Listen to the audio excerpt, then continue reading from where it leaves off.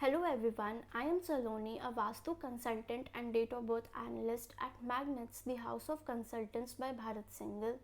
Last video में मैंने discuss किया था कि जब किसी के डेट ऑफ बर्थ में नंबर 1 सिंगल टाइम प्रेजेंट होता है तो ऐसे लोग की एक क्वालिटी होती है कि ये लोग अपने इनर मोस्ट फीलिंग्स को हाइड करते हैं।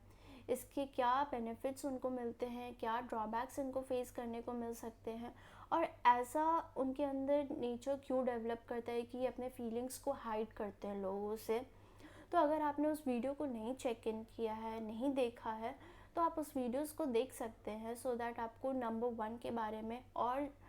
डिटेल्ड में समझने को मिल सके। उस वीडियो की लिंक मैंने डिस्क्रिप्शन बॉक्स में डाल दी है।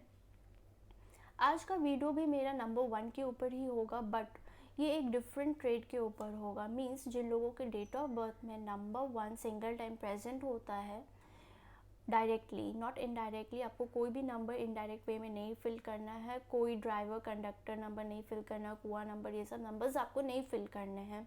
मींस आपके डेट ऑफ बर्थ में नंबर 1 डायरेक्टली प्रेजेंट होना चाहिए। तो ऐसे लोग बहुत ज़्यादा हंग्री होते हैं फेम अचीव करने के लिए, फेमस होने के लिए। मीन्स ऐसे लोगों के अंदर बहुत स्ट्रॉन्ग इंटेंसिव डिज़ायर होती है कि लोग इनको रिकग्नाइज़ करें, इनको वैलिडेट करें, इनकी जो टैलेंट्स है, अचीवमेंट्स है, उसके लिए इनको रिमेंबर करें, इनको प्यार मिले ऑडियंस से उनके अचीवमेंट्स के लिए। बट अब ऐसा इनके साथ होता क्यों है, क्यों इनके अंदर इतनी स्ट्रॉन्ग डिज़ायर होती है फेमस होने के लिए? ऐसा क्या होता है इनके साथ चाइल्डहुड में या फिर अर्ली ग्रोइंग स्टेज में कि ये इतने ज़्यादा हंग्री होते हैं जिसके कारण ये कोई भी स्टेप लेने के लिए रेडी होते हैं, कोई भी चैलेंजेस को ओवरकम करने के लिए हमेशा रेडी होते हैं। तो ये सारे रीजंस को भी हम इस वीडियो में डिस्कस करेंगे। तो जो मेजर रीज़न होता है हंग्री होने का फेम के लिए, वो ये होता है कि ऐसे लोग अपने अर्ली स्टेज ऑफ लाइफ में, मींस ग्रोइंग एज में या फिर चाइल्डहुड में, कहीं ना कहीं बहुत अनसीन, अनहर्ड या फिर ऐसा बच्चा बन के ग्रो होते हैं जिनको कभी भी वैलिडेशन नहीं मिलती है अपने अचीवमेंट्स के लिए, जिनके आइडियाज़ एंड थॉट्स को कभी लोग सुनते नहीं हैं, और अगर सुनते भी हैं तो उसको सुन के इग्नोर कर देते हैं, कभी उनकी चीज़ों को इम्प्लीमेंट नहीं करते हैं, ध्यान से सुनते नहीं हैं। तो कहीं ना कहीं ये चीज़ उनको उस टाइम पे बहुत ज़्यादा हर्ट करती है, और क्योंकि वो उस टाइम पे अपने लाइफ का चार्ज नहीं ले पाते हैं तो ये एक साइलेंट वे में इसको कहीं ना कहीं अपने अंदर ही रख लेते हैं, क्योंकि उस टाइम पे ये हेल्पलेस होते हैं। इस फीलिंग को ओवरकम करने के लिए वो उस टाइम पे कुछ नहीं कर पाते हैं। तो जैसे जैसे ये ग्रो करते हैं, जैसे जैसे इनके खुद के लाइफ की चार्ज इनके हाथ में आती है, तो ये बहुत ज़्यादा पावर सीख करते हैं, बहुत ज़्यादा फेम को अचीव करना चाहते हैं, क्योंकि जो प्यार उन्होंने मिस किया है अपने अर्ली स्टेज में, जो अनसीन और अनहर्ड वे में उन्होंने ग्रो किया है, जहाँ कोई इनकी बात को नहीं सुनता था, जहाँ कोई इनके थॉट्स को इम्प्लीमेंट नहीं करता था, उस चीज़ को ओवरकम करने के लिए इन्हें अपने आप को एक बहुत स्ट्रॉन्ग पर्सनालिटी में डेवलप करने की डिज़ायर आ जाती है, जिसके कारण ये अपने आप पे, अपने पर्सनालिटी पे, अपने टैलेंट्स पे बहुत ज़्यादा वर्क करते हैं, बहुत हार्ड वर्किंग होते हैं, अपनी एक इंडिपेंडेंट आइडेंटिटी क्रिएट करना चाहते हैं, और जिसके कारण ये बहुत सारे चैलेंजेस को भी फेस करने के लिए इन अ वे बहुत रेडी होते हैं, बहुत कमिटेड होते हैं। तो इसके पीछे जो मेजर रीज़न होता है वो ये होता है कि ऐसे लोग अपने जो बैक, जो पास्ट टाइम्स में जो स्ट्रगल्स को फेस किए हैं, जो लोनलीनेस फील किए हैं, उसको ओवरकम करने के लिए, लोगों से प्यार सीख करने के लिए खुद को फेमस करना चाहते हैं। और ये जो ट्रेट है, मोस्टली जो लोग बहुत ज़्यादा सक्सेसफुल होते हैं उनके लाइफ में भी देखा गया है। फॉर एग्ज़ाम्पल माइकल जैक्सन, ये एक बहुत पॉपुलर अमेरिकन पॉप सिंगर हैं, पॉप आर्टिस्ट हैं, जिनकी जो चाइल्डहुड थी वो बहुत ज़्यादा स्ट्रगलफुल रही है, और इनके स्ट्रगल के पीछे लोगों का कोई हाथ नहीं था। इनके फादर ही बहुत ही डिसिप्लिन्ड और स्ट्रिक्ट थे, फिज़िकली अब्यूज़िव भी रहे कभी कभी इनके साथ। इनको अपने आर्ट एंड पैशन, जो भी म्यूज़िक है, उसको परस्यू करने से बहुत बार रोके भी हैं और बहुत बार फिज़िकली भी अब्यूज़िव हुए हैं कि इनको अपनी म्यूज़िक को नहीं चेज़ करना है, म्यूज़िक को करियर नहीं बनाना है, बल्कि इनको अपने जो फैमिली बिज़नेस है उसको जॉइन करना है, क्योंकि वो बहुत ही वेल सेटअप था, बहुत अच्छे कंडीशन में था, वहाँ पे उनको कोई चैलेंजेस नहीं फेस करना पड़ता और वहाँ पे सिक्योरिटी भी होती। इनको ये सारी चीज़ों में इन्वॉल्व होने के लिए बहुत फोर्स किया गया था, बट अंदर ही अंदर माइकल जैक्सन का था कि उन्हें अपनी खुद की एक आइडेंटिटी बनानी थी, क्योंकि ये जो फिज़िकली अब्यूज़िव था, उनकी चीज़ों को, उनके थॉट्स को कहीं ना कहीं वैलिडेट नहीं करने की जो टेंडेंसी थी उनके फादर की, उन पे बैकफायर कर गई, क्योंकि ये इन्होंने उन वो सारी चीज़ों को ओवरकम किया और अपनी एक बहुत ही सक्सेसफुल आइडेंटिटी बनाई सिंगिंग एंड आर्ट के म्यूज़िक इंडस्ट्री में। और कहीं ना कहीं ये डिज़ायर उनके लिए इसलिए भी थी क्योंकि वो बहुत बार अनहर्ड भी रहे हैं, उनकी चीज़ों को वैलिडेट उनके फादर ने नहीं किया था। तो ये ऐसी टेंडेंसीज़ उन लोगों में भी, सेम टेंडेंसी उन लोगों में भी आ सकती है जो लोग बहुत ही जॉइंट फैमिली में रहते हैं, जहाँ पे बहुत सारे सीनियर्स होते हैं, मीन्स कज़न्स होते हैं और आप छोटे होते हैं। तो हमेशा जो आपसे एल्डर होते हैं उनकी बातों को सुना जाता है, हमेशा उनके आइडियाज़ थॉट्स को वैलिडेट किया जाता है, आपको लेस वर्दी फील कराया जाता है। वहाँ पे आप कहीं ना कहीं आइसोलेटेड रहना प्रेफर करने लगते हैं, और जब ये फीलिंग्स बैकफायर करती है तो आपको बहुत पावर अचीव करना होता है, फेमस होना होता है अपने वर्थ को प्रूव करने के लिए। सिमिलर सिचुएशन न्यूक्लियर फैमिली में भी हो सकती है,